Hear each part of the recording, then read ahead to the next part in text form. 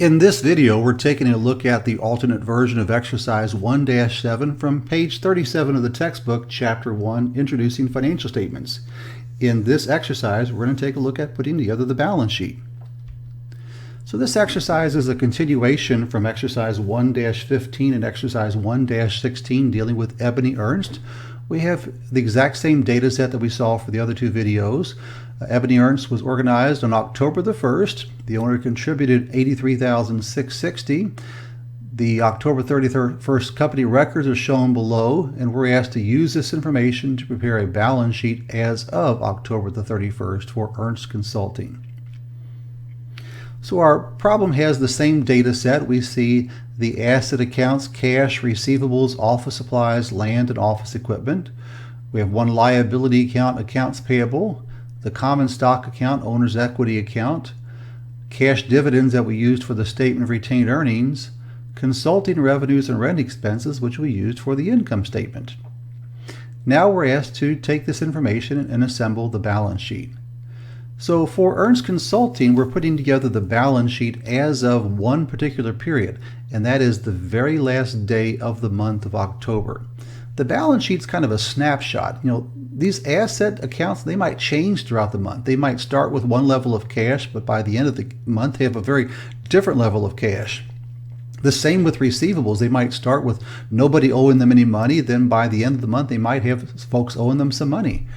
So these balances change on the balance sheet throughout the month. Because of that, the balance sheet is not a cumulative statement like the statement of retained earnings or the income statement was. Instead, it's just kind of like a snapshot. It's like, stop, let's look what the balances are and total them up. And that's exactly what the balance sheet's doing. Here it's just totaling up the balances of each individual asset, liability, and equity account as of the end of the month.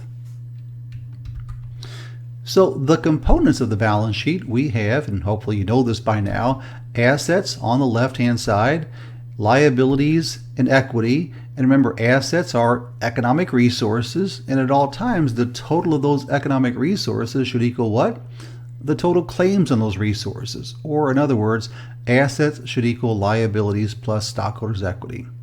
So now we're going to go to the data set and figure out, well, what were the assets for Ebony Ernst, and put down their corresponding balances, that snapshot look at what that balance was as of the end of the month of October. So the first asset we have is cash. Cash is the most liquid of all assets, and that gets listed first, and we simply put the balance of $12,040.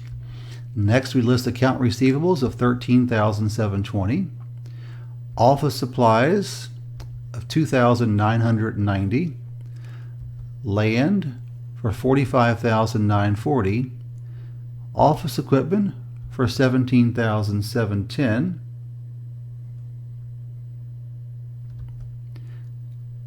list over accounts payable $8,230, and our common stock of $83,660. Do we have all the information we need to complete the balance sheet yet? No, we need retained earnings. Remember, stockholders' equity has two components. Contributed capital, in this case, the only contributed capital account we have is common stock, plus retained earnings. But notice that retained earnings is not listed in all of our accounts above.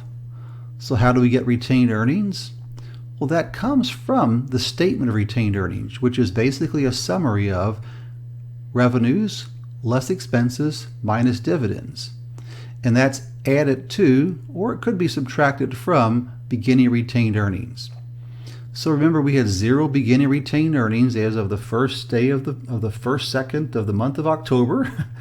We're going to add it to that retained earnings, our net income for the period, and that was revenues minus expenses, $13,720 minus all these expenses, you might recall, that equaled $2,270. Subtract out these dividends of $1,760, and we received on the statement of retained earnings an ending number of $510. Next up, we simply total all of our asset accounts, and those total to $92,400. Total all the liabilities and equity accounts, and those total to $92,400 as well.